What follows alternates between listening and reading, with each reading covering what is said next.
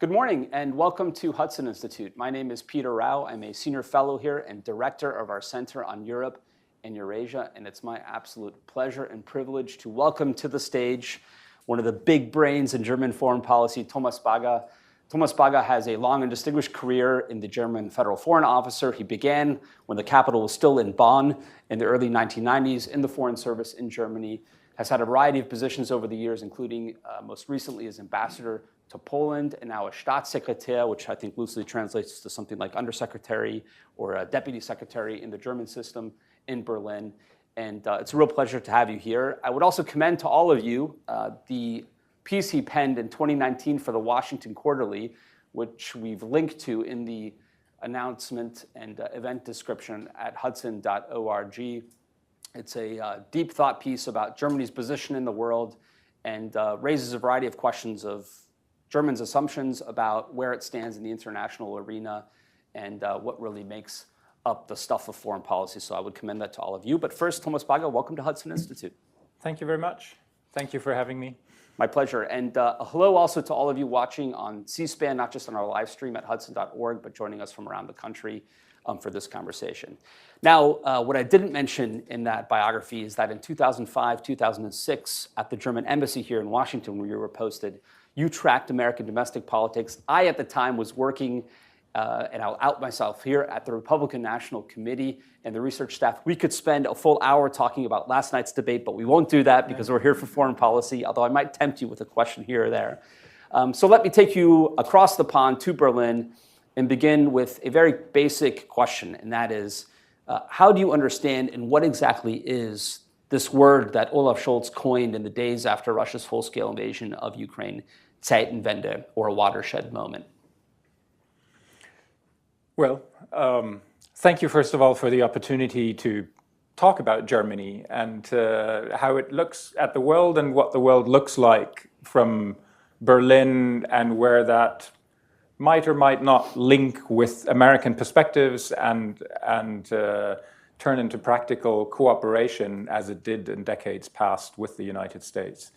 Olaf Scholz coined this word of the zeitenwende, which I think captured not just a policy shock, but also an emotional feeling, something that my foreign minister, Annalena Baerbock, described as, we woke up in a different world on February 24, 2022. And I think, when I think about it, for me, and you alluded to that article which sort of went back to the lessons we drew from the fall of the wall in November '89 and how it shaped our thinking about the world and Germany's place in it. To me, the Zeitenwende, marked by February 24, 2022, Russia's attack on Ukraine, is like the bookend to the 9th of November 1989. You can define other ones. There were shocks in between. There were sort of the stuff that I tried to capture in this article, which was written in late 2018 with the inkling of a changing world, but not really with a full grasp of what we're in today. But I think in German thinking, it will, looking back, it will mark the bookend of 32 good years for Germany, essentially. And now, what does Zeitenwende mean? It means the shattering of some fundamental German assumptions about the world and foreign policy, Germany's place in Europe and the world. It marks significant policy shifts, first of all, and that was the immediate context of the Chancellor's Zeitenwende use, a massive investment in our own defense, in our military capabilities, which had been neglected over decades as part of the peace dividend. But I think it has a broader meaning and a broader context because it is about other policy challenges as well, the future of the German economic model, the future of the German industrial strength, the future of the automotive industry under the dual pressure from digitization and the transition to electric vehicles. It is about the broader transformation to a carbon-free economy, but it is also a mental shift. It's, in the end, it means re-examining some fundamental assumptions about, for example, economic interactions with the rest of the world. For 3 decades, we expanded these interactions because we believed that that was not just the source of our prosperity, it was also sort of a tool or a means to improve efficiency around the world, spread prosperity around the world, and thereby create a political effect as well. And a lot of that is under renewed scrutiny today. So zeitenwende is not just a new German understanding of Russia, but it's a new German understanding of foreign policy writ large? Yes, absolutely. Absolutely. I think sort of Russia is at the core of that transformation and of that change in thinking, because it was the most blatant proof that some of our long-held assumptions simply did not hold up to reality. And I'm not talking about sort of an illusionary German idea of transforming Russia into a democracy. That was long gone. But there was still a belief that the mutual dependency, as we looked at it, the mutual stake in that energy relationship would contribute to a more restrained and more predictable foreign policy also on the Russian side. And that was simply wrong in hindsight. So that's the most immediate change. But I think the changes go far beyond that. And one of the, I think if you broaden it a little, that you look at economic interactions with the rest of the world, not solely through a prosperity and efficiency prism, but also through a prism of dependencies, vulnerabilities, and the question of what kind of security premium do you actually have to add to your economic interactions in order to make sure that you're not too vulnerable and that you safeguard your own security. But that strikes me as having pretty significant implications also for Iran policy, no doubt, because at least one of the, I think, governing assumptions of the JCPOA, of which Germany was a great champion, is that some sanctions relief and economic exchange with Iran might produce a more fruitful foreign policy relationship with the Iranians. Does that mean that we're seeing a fundamental paradigm shift on European attitudes towards Iran as well, or is that an unfair characterization? Or how would you put it, I should say?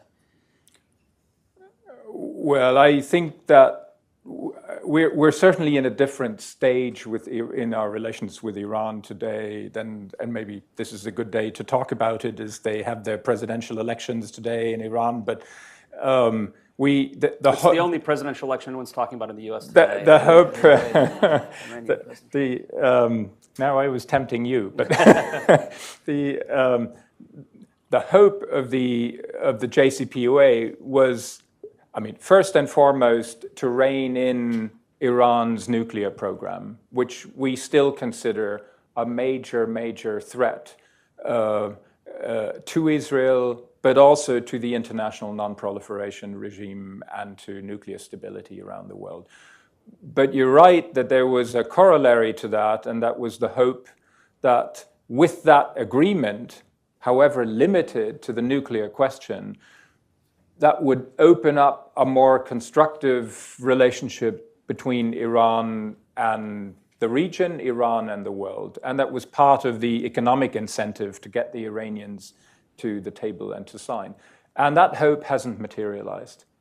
Hasn't materialized sort of in the immediate aftermath, and certainly not after the US withdrawal from the agreement and in the years since. So I think the hardliners in Iran have certainly had the upper hand. If you look at Germany's interaction with Iran today, our trade, I think, is 40% down from even 2015, when the harshest set of sanctions pre-JCPOA were in place. So we've gone downhill from there.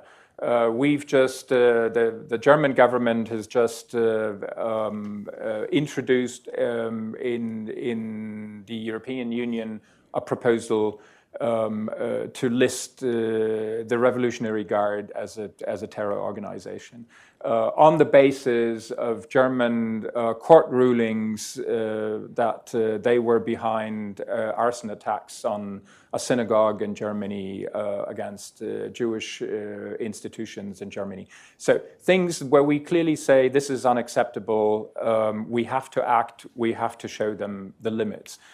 But so it's not a productive, it's not a constructive relationship at the time, but we still need to deal with the Iranian challenge. That's not a solution. That is sort of an approach that we have that tries to send a signal to the Iranians that their behavior is not tolerated. But the reality is, as you know, also in the region, that we have to reckon with Iran's capabilities and its sometimes incendiary actions. There was some reporting that there has been disagreements between the Americans and the E3 on censor resolution movement at the IAEA. What is our, I mean, setting aside the terror designation, which I would welcome and I think is important, what is our forward-leaning strategy to actually tackle the Iran nuclear weapons program as of right now? Do we have an Iran strategy as a West? Well, we still have the remnants of the JCPA, and we felt, together with our E3 partners, Britain and France, that we should not let Iran get away with constantly not being in compliance with the parameters of the JCPOA, and that therefore this Board of Governors meeting of the International Atomic Energy Agency was a good occasion to put that in writing and to have a vote on it that actually stipulates that Iran is in non-compliance with its own obligations. But that is just stating the obvious. That does not yet translate into a strategy of how we proceed. We will have the JCPOA in place until autumn next year. Since you alluded to an election campaign going on in this country, I don't have too high expectations that we will now sit down and devise a strategy on how to go forward and also how to leverage that expiration date next year. But we will have to do it at some point, also across the Atlantic. But there are no rumblings of snapback, which is not an American option, but something that sits with the Europeans. I think that is something we'll have to discuss then once the time has come and once we have sort of people around the table who realize that that is the next big issue that also across the Atlantic we have to define what we actually try to achieve. Well, since you said something we have to discuss, I didn't even ask at the outset. You're here basically a week before the Washington summit. Many officials will be traveling here from the alliance next week, yet you're here this week. What brings you to Washington?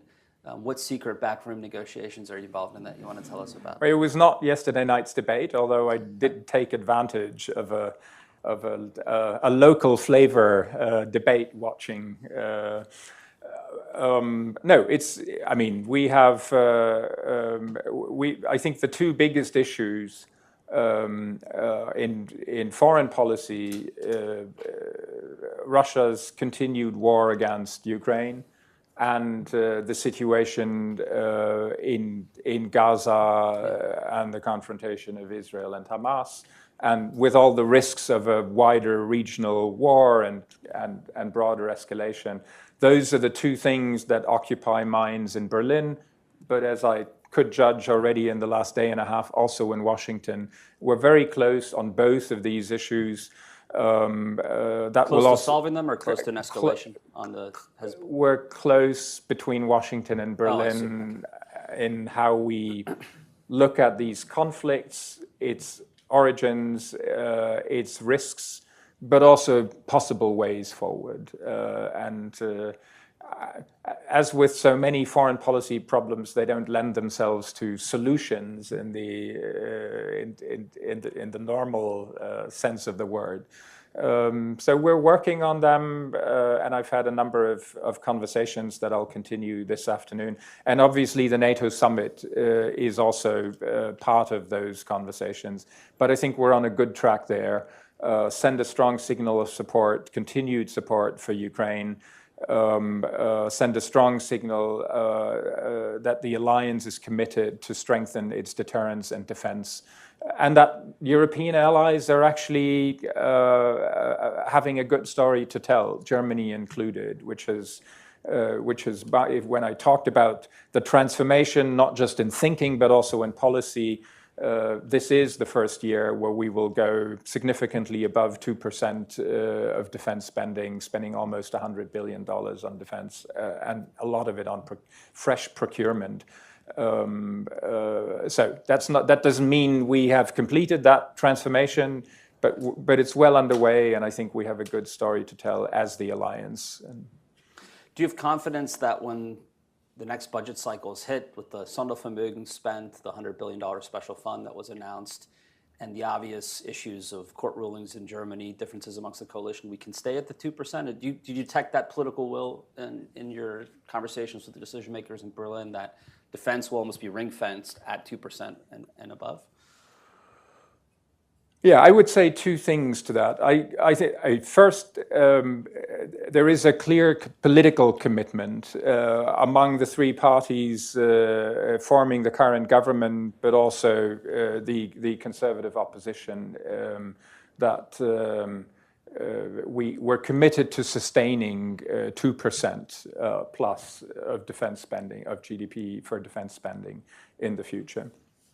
And secondly, that there's a realization sinking in over the last couple of months that that what Russia has started as a war of aggression against Ukraine and about control of Ukraine's fate has morphed into a Russian military industrial mobilization that points to a much larger, to the willingness of a much larger confrontation against the West more generally, and including the NATO alliance, and that therefore we have to be prepared for a much longer confrontation, and we have to not just think about how we can assist and help Ukraine fight for its own freedom and independence, but also strengthen and reconstitute actually our own militaries by investing into armaments industries, production capacities across Europe. That's what also happening in Germany. So that's one thing. I won't deny, however, that this is going to be a tough challenge. Yeah. And I think what you see, for those of you who watch German politics a little closer, we're in the final weeks of a very tough budget negotiation but among the three parties. And since you alluded to Chancellor Scholz's zeitenwende speech in 3 days after Russia's aggression, so at the end of February 2.5 years ago, what he did then was to say, we need to invest more in our own defense. And here's a €100 billion extra fund to do that. But this did not address the difficult question of tough trade-offs. If you do that, if you spend more on defense, where do you take it from if you can't pluck it from the air?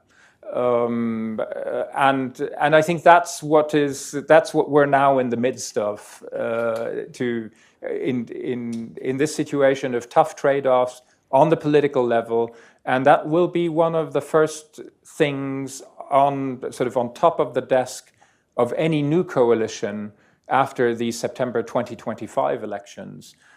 Because if you want to have a sustained financing of the 2% for defense, you will have to come up with some tough trade-offs already in the coalition negotiations. I have given what I try to say about the realization of that broader and longer term threat from Russia, I have no doubt that will happen, but it will not be pretty at every moment.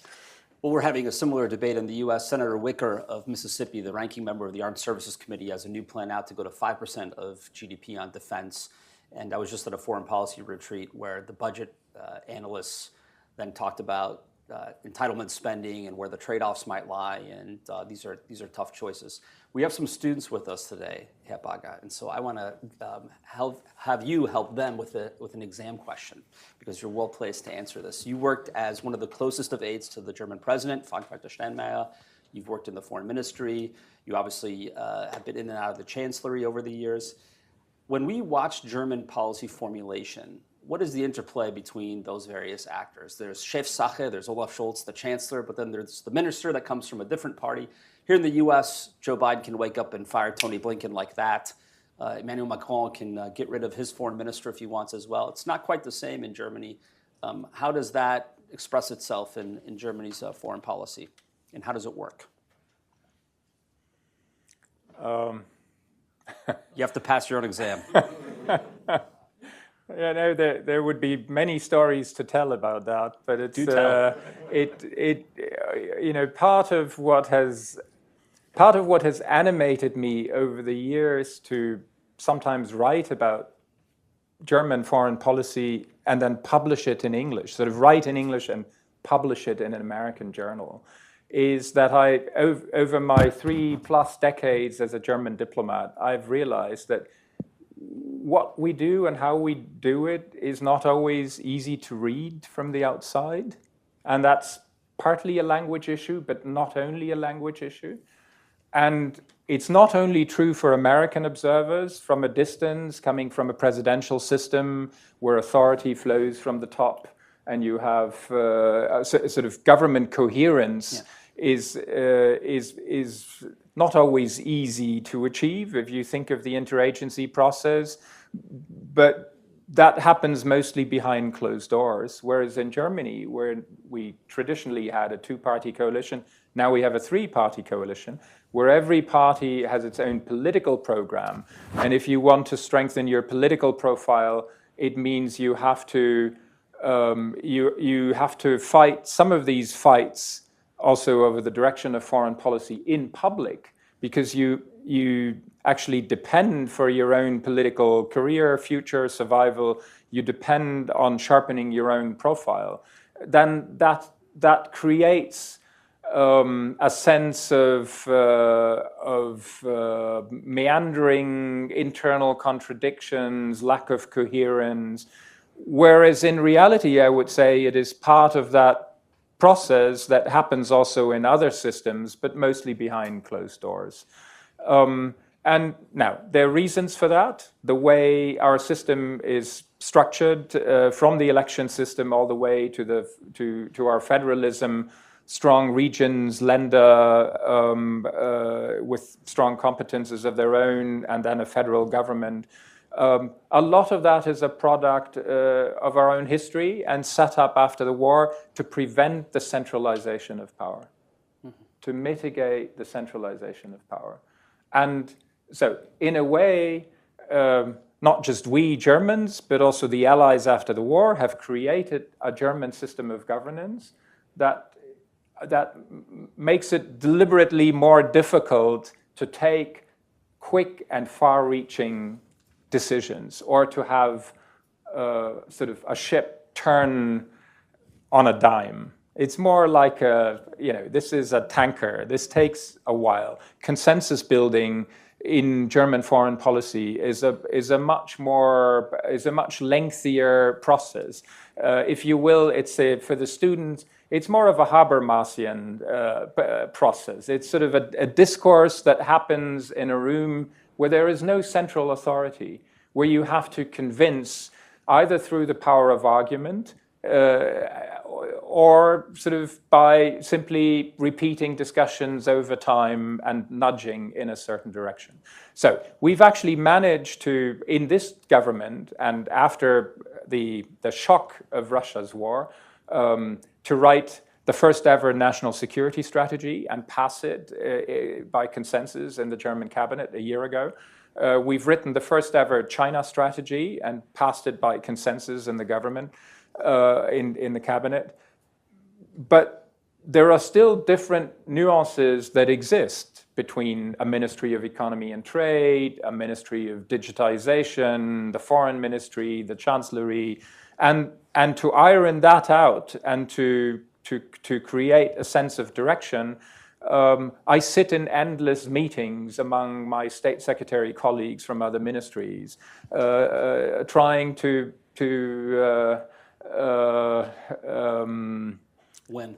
shape a consensus, how these strategic orientations translate into single operational decisions of any consequence.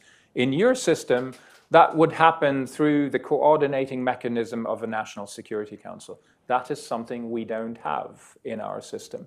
And ministries, line ministries, are far more independent in our system and far more responsible for their set of policies than in the American system. Although the meetings are no less endless here. And I agree. And just last word on that. It's not just, as I said, it's not just difficult between sort of sometimes from the US to understand why it takes so long or why one minister says this and the other minister says that. It's also between France and Germany, actually, because they look from their presidential system and they don't quite know, are the Germans so difficult because they don't want to or because they cannot, or what is the problem? Well, the problem is it's a different setup that was designed from the beginning not to be rash and not to be radical, and we have to deal with that. So you have a national security strategy, the first in your country's history, modern history. You have a China strategy. Do you think there'll be a Russia strategy written? And if so, what would it say? I don't think there will be a Russia strategy written. I think you alluded to in the beginning, is the zeitenwende all about Russia or is it about other things as well? And I try to say it is first about Russia. And it is the fundamental recognition that our assumption that there can only be security on the European continent with Russia is no longer valid. Not because it was an analytically crazy idea, but because Russia decided to define its own future, not just in opposition to the West, but actually in open conflict with the West and fighting it out over Ukraine. So that has moved the needle in the German debate to a position that says security in Europe can only be had against Russia for the foreseeable future. And that means investing, sort of divesting from Russia, investing more into our own strengths. We haven't managed, as much as we tried, genuinely tried, to shape Russia's behavior in a more constructive, cooperative direction. We failed in that. Was that our fault? Was it their fault? That's for historians to judge. We all have our own questions where we went wrong in the past. But I think there can be no doubt that the focus will no longer be, sort of when we think about Russia, we will continue to think about Russia, but not through the prism of how do we sort of influence Russia's behavior by engaging with it, but how do we change Russia's calculus by investing into our own strength? That's the Russia strategy. Have you noticed an appreciable, I dare not say improvement, but change in relations or appreciation in Central and Eastern Europe for Germany's new understanding of Russia? Well, as you said, I spent one all too short year between the summer of 22 and 23 as German ambassador to Poland, and I got an earful of "we told you so." But I think there is a recognition that the German perspective has changed, that we're actually investing a lot in strengthening the security and the collective defense guarantee of NATO, specifically in the Baltic states, specifically most of all in Lithuania, with the buildup of a full combat brigade, German soldiers on Lithuanian soil. But because Poland is particularly dear to my heart, on Tuesday we'll have the first full government-to-government consultations between Germany and Poland in Warsaw. And there will be quite a comprehensive action plan to be adopted, at the core of that is joint efforts to assist Ukraine and more joint efforts to strengthen and cooperate in security and defense. And I think that is much appreciated. Also because of the change of government in Poland, that's clearly, that has opened up space for more cooperation. But I think there's something for us to do to invest in that relationship, because in many ways they perceive themselves to be the kind of frontline states of NATO, like the West Germany I grew up in the 1980s. Let's move to China. And there, as far as I can tell, the Juncker Commission's tripartite approach to China, the systemic rival, strategic competitor, and opportunity partner, that remains basically still in place, or it's still kind of the guiding light of European policy, even if maybe the emphasis has shifted within it. Number one, would you say that's true? And number two, this is the part that's always flummoxed me. Where do you see actual progress on the partnership front with China? And I asked that because when Ursula von der Leyen was here at Hudson and we had a fireside chat similar to this, she raised the partnership as one component, and I said, give me an area, and she raised, as many do, climate change, for example. And yet when I look at climate change, are there areas where Beijing has come forward and moved in our direction? I mean, what are we actually getting from that third part of the stool, so to speak? Another is a global public health, but there, I mean, on account of COVID, it seems another area where the Chinese have been, at least to my viewing, pretty atrocious. Yeah, no, well, on the first part of your question, I think we still employ these three categories, but I think it's quite clear that the emphasis has shifted. From a focus on partnership and cooperation to more competition and even more rivalry. But as I said, that also depends on the policy areas and therefore sort of differs from ministry to some degree. But I think, I mean, there is no doubt that we still profit from the economic interaction with China, which is, you know, the American numbers much better, which is an enormous economic relationship, even though lopsided in trade. But it is still profitable for both sides, and that is also true in the German case. Which is why we have focused in our own China strategy on saying we need to focus on what we call de-risking, reduce over-dependencies, vulnerabilities from China, as they have become obvious during the COVID crisis, how much of medical equipment, sort of basic medical stuff like masks, we've sourced only in China, and suddenly we're not available or only at elevated prices.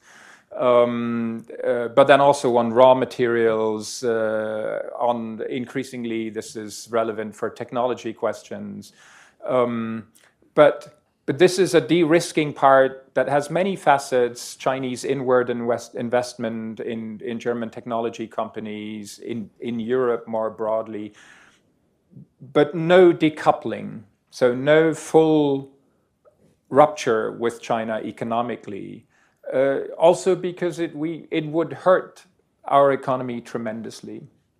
Now, we have based that China strategy very clearly on an analysis, and we've been as straightforward with the Chinese as possible in telling them, your behavior has changed.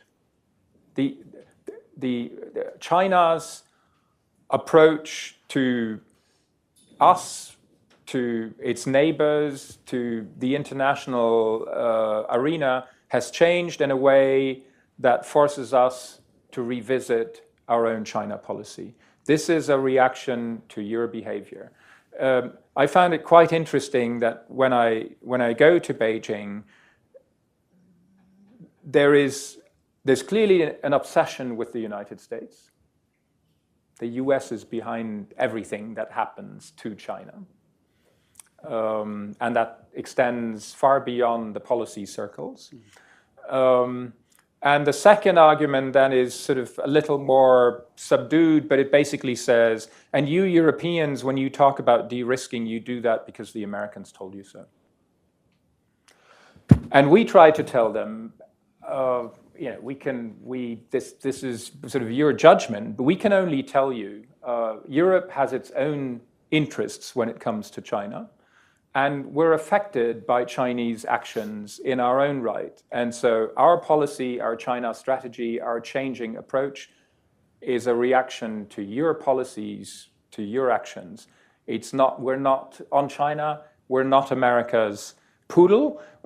We may agree with the Americans on many of these issues, especially on South China Sea, sort of Chinese behavior that needs to respect international law, but not on everything. We don't look at China's challenge as a geopolitical challenge for primacy, because we Europeans don't look at ourselves as number one. So that's not where the Chinese challenge us. They challenge us on technology, on economic issues, on trade issues, which are in the competence of the Commission. So that's the dispute we're going through with China now. But it's we have our own approach to China. Last word on on the partnership dimension beyond the trade and economic partnership that we want to hold on to. I think you're right about some of the sort of the skepticism also on the climate change agenda, because they're still holding on to a position where they try to say, well, we're big, but we're still a developing country. And so we don't have to commit to climate financing, for example, in order to make COP29 in Baku a success.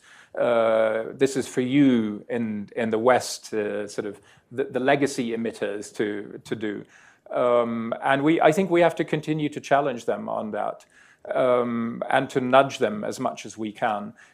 But I think what's driving our approach to trying to engage China as a partner on the climate change issues is that we won't come to a viable approach on the global level without China. But that doesn't mean that they're already there, or that they're delivering better on that than they do on some of the other items on the agenda. On the de-risking in particular, are you comfortable with the rate of progress? Are we moving quickly enough to where political and foreign policy coercion bordering on blackmail is not really a viable strategic option for the Chinese? Or is it more rhetoric and slow movement? Because sometimes, just as a background, I think in the American context, this is regularly and permanently in the news, but we're a bit, it's like swimming through molasses on actually executing the steps sometimes. Because it is difficult. To your point, it's been decades since the end of the Cold War. We've built this globalized world of connectivity, and on things from critical minerals to other supply chains, we've obviously grown reliant on others. Are we doing okay? Well, I think we're moving in the right direction, and there are certain areas where we've moved quicker and more successfully than others. I think we've moved quicker on inward investment screening, and also sort of discouraging certain investments that would have happened a few years ago but no longer happen today, from the Chinese side. So you have a dramatic fall off in Chinese direct investment in Europe, and most of what is still coming in is in new electric vehicles, and most of that actually goes to Hungary as one of the last sort of openly welcoming countries with apparently no screening, but rather incentives for more Chinese investment. There are other areas where it's much tougher. I think specifically on raw materials. There's only the water bottles. On raw materials dependence, I think we're mostly still in the process of figuring out how serious it actually is, and where the options are, and how expensive and complex they would be. And we don't have big companies, sort of extraction industry companies that could be activated or mobilized in that sense. So that I think that's more a matter of a decade, possibly more, to move towards more independence. It's very interesting talk with the Japanese about that, because they've created government instruments to help industry to open up new sources and make them viable also commercially. In general, I think on de-risking, everyone knows what the general sense of direction is, but at the same time, it's a pretty vague concept that needs to be operationalized and translated into regulatory measures, policy measures, but also company decisions, business decisions. Not simply to bet on availability on a global market, but to say we need to be sure that we have access, so we need to be invested in that supply chain. And I don't think that there's an exact formula for that. So I believe it's good to have a certain competition for the best approaches, but to constantly compare notes, not just between Washington and Berlin, but also among Europeans, with the Commission that has been developing a whole toolbox of dealing with the Chinese challenge on these issues, but also with the South Koreans and the Japanese, for example, where I was in February, and which is very interesting conversations of how far they believe they are. But I believe this issue, this challenge of de-risking, will not only stay with us through the next decade, it may also become more acute depending on the future trajectory of Chinese political action. I think one area where I detect a nuanced disagreement is putting too strongly, but difference maybe between the United States and Europe right now in China policy is on Russia's war in Ukraine. And maybe I'd put it this way. I think while both Europe and the US recognize that China's support for Russia is helping Russia in the war and to reconstitute its military, and here Secretary Blinken went to the NAC, briefed out to the press afterwards the by now famous percentages, 70% machine tool, 90% microelectronics for the Russian war effort come from China. But when they urged Europe to raise this with the Chinese in Beijing, where I think the Americans believe the Europeans have more leverage, the Europeans do that, but it's almost raised as an issue in the bilateral relationship, and then the next issue in the bilateral relationship comes up and the issue after that, rather than almost putting it at the center of the agenda where the argument is, you are sowing the seeds for the next great war in Europe, and it will dramatically kind of filter out into all aspects of our bilateral relationship. Is that unfair? Does Europe have the urgency with China on the Russia-Ukraine front that it requires?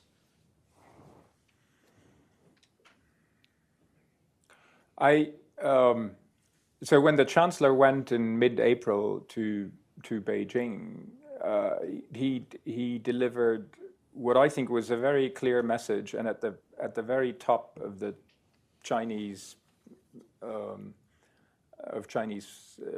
power of the Chinese state, to say in helping Russia in its military-industrial efforts that undergird its war against Ukraine, China is what's the right word? Infringing. China is sort of hurting German and European core interest. So deliberately couching it in terms the Chinese regularly use in order to push back when we make our statements on freedom of navigation in the South China Sea, international waters, and all of that. Mm-hmm. This is sort of the security of Europe and the defense of Ukraine against Russian aggression is a core interest of Germany and Europe.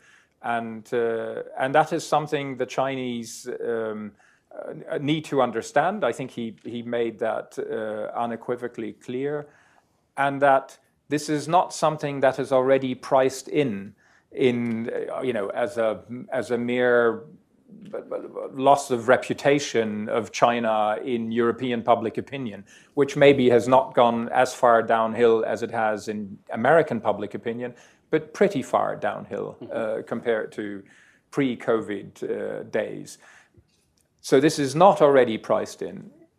If and when China continues to violate Europe's core interest in security on the European continent, this will have an increasing cost on China. That's the message, and I think we'll have to deliver on that message to drive, to make it credible to the Chinese. The response we usually get from China is, we hear you, but you have to understand that the Chinese-Russian relationship has been difficult in the past. It's very important to be functional and cooperative today, basically saying, we'll continue to do what we have been doing. We respect the red line that we do not deliver lethal assistance to Russia's war, but anything below that threshold is fair game. And we're telling them that can no longer be the measure of what is acceptable to us, and it will have consequences for our relationship. You can't isolate, you can't come to us and say, this is a tragedy, but none of this will affect the excellent Chinese-German relationship, which is the kind of message they're trying to take to us. And we have to turn that around and say that you can't, that cannot be compartmentalized. If you continue to support Russia's war effort against Ukraine, that will have consequences also for our bilateral and European-Chinese relationship. And I think we're in, that may be more forcefully articulated in the United States or from US officials, but I think it is pretty much a consensus in the German government as well. We'll have to translate it now into practical steps over the next month. Since we have viewers from around the country on C-SPAN who might not be as familiar with Germany's involvement or support for Ukraine, can you talk a little bit about what Germany has done for Ukraine and why supporting Ukraine also matters to the United States, or should matter to the United States? Well, I think Ukraine's independence, Ukraine's freedom, also freedom to choose its own affiliation, its alliance, should be of interest and of value also to the United States, because if it is successfully violated there in Central Europe, it would set a dangerous precedent around the world. When I was in Poland, I heard a lot of reproaches that Poland was the first to help. Germany was a laggard in the beginning. I think if you look at what we've done, what we've mobilized for Ukraine over the past 2 years, it's a very significant effort to support on all levels, military, above all air defense. It's not just 3 Patriot systems, but a number of so-called IRIS-T, state-of-the-art air defense systems that not enough for Ukraine to protect its cities and its critical infrastructure, above all energy infrastructure, but a major contribution to at least be able to defend itself against and just in recent Russian weeks, aggression. I think an announcement on that. An announcement on the 3rd Patriot battery to be transferred, I think the 7th IRIS-T system, but also Germany trying to lead a coalition, what we called immediate action on air defense, to try to mobilize, with a view to the NATO summit, additional air defense batteries from around the world, sort of urging partners from Japan to Romania, Netherlands, all the way to the US, to help the Ukrainians to be able to defend their critical infrastructure in order to get through the next winter without power cuts, and to drive home the message to Putin that time is not on his side. I think and honestly, I will admit that the Ukrainians have proven their own agency after Russia's aggression in a way that not only Putin had not expected, but many of us didn't either. So in a way, President Zelensky has managed with his team and his people to put Ukraine on our mental map in a way it was not there before. And that is not only admirable, but it also deserves support. So we host up to 1.2 million Ukrainian refugees in Germany, which is sort of one contribution. Poland and Germany and the Czech Republic are the top three host countries for Ukrainian refugees displaced, mostly from the east of Ukraine. We've delivered tens of billions in military aid, from tanks to air defense to just about everything, above all ammunition that you could think of. We've just held what is called the Ukraine Recovery Conference 2024 in Berlin 2 weeks ago.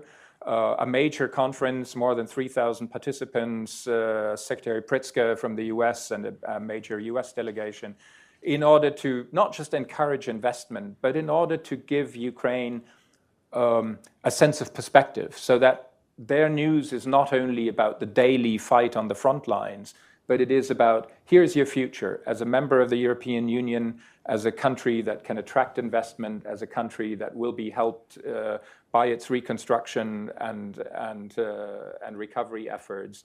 I think that was a very, very successful signal, and we hope that the NATO summit will deliver its own clear message of support. I think it is really important to strengthen the Ukrainian position now, in order then to allow the process that began in Switzerland with this Bergenstock conference on peace for Ukraine to develop into a genuine diplomatic track at some point. But for that, Putin needs to understand that time is not on his side. And in all honesty, I not only think that there is a genuine American interest in the future of a free and independent Ukraine, but that also not only the Ukrainians but also the Europeans will need continued American backing and support in order to make that happen and to ensure that that is our future. One of the principal pillars of German foreign policy that we have not touched on is the European Union. In the coming days, you just referenced Hungary. Viktor Orban takes over the European Council leadership. He's taken as his motto, "Make Europe Great Again." What is happening within the European Union, which is to say, as Americans, I think we've experienced new political currents in recent years. There seem to be similar ones in Europe. Are they related? Are they separate? Give us just a brief Europe 101, if you can, in the context of the European Union. Elections. Yeah, I think we're not insulated from some of the trends that are indeed global, that new communication technology is changing the ways of political discourse in our open societies and our democracies. You can watch and analyze the tendencies towards polarization in many European societies. There's a widespread sort of discontent also in European societies that it then translates into different political movements. So you have stronger populist parties in Europe as well. But if you look at the European elections just 3 weeks ago, it's as Europe always is. It's a union of 27 countries. You have a wide spectrum. In Denmark, the Green Party came out of the election suddenly as the strongest party. In most of Scandinavia, it was not the populists who won, it was the moderates. In Poland, it was the center-right, but not the populist right, that had lost the elections last autumn and again in the European elections.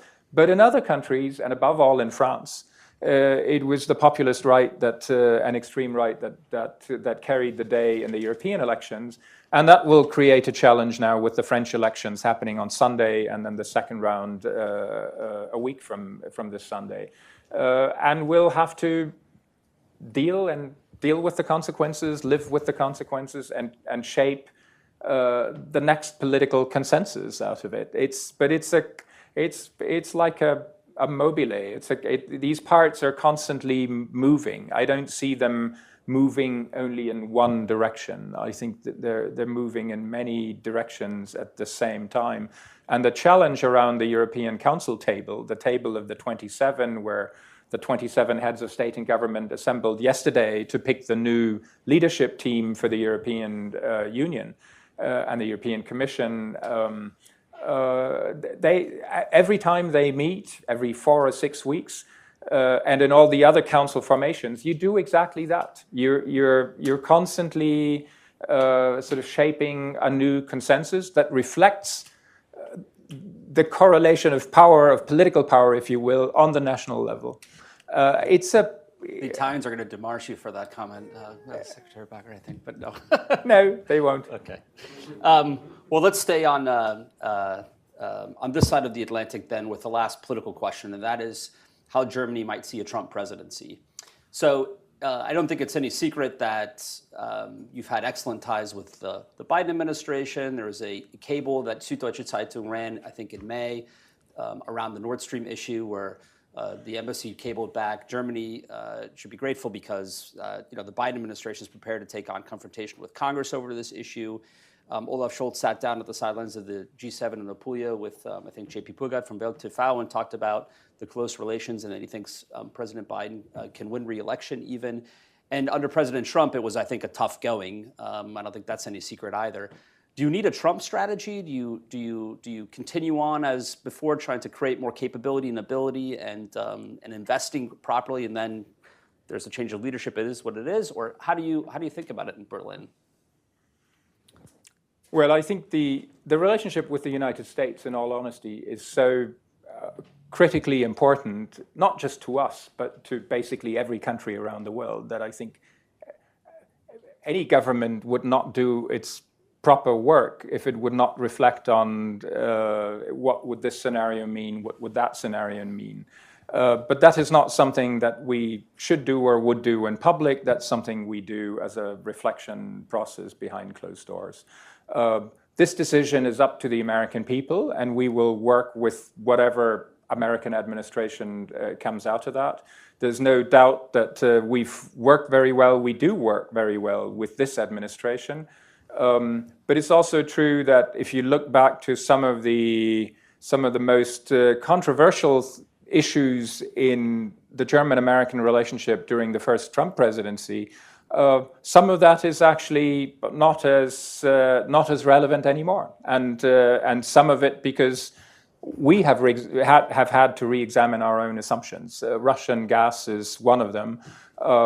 Iran, in some ways, is another one. 2%. I think 2% is a third one. I think what would remain is certainly very different opinions on trade issues and a number of economic issues. But that then is a competence of the European Commission. So we're not alone in our disagreement were it come to pass. So we'll look at that policy area by policy area. But above all, you can be sure that the one global election that every European is watching carefully is the American election. Alas, probably more so than the European Parliament election. Well, when this opportunity was brought to me to have you at Hudson, I immediately wrote back to your team, one of Germany's biggest brains on foreign policy, how could I resist? And I think over the past hour, in fact, we've gone a little bit over an hour, we've really done a tour de horizon covering the world. Thank you for being so frank and open and making this an interesting conversation. Thanks to all of you watching at home and those of you at hudson.org. You can visit our website for all of our offerings on Europe and really foreign policy writ large. I'd also encourage you to click on the link in the event announcement for this event to read Secretary Bakker's Washington Quarterly piece that he referenced, written in late 2018 for 2019, but I think a very insightful one that's been cited many times in think tank discussions over the years. Thank you so much for being here, sir, and we look forward to having the Germans in town as an important ally for the Washington Summit next week. Thank you, sir. Thank you. Thank you.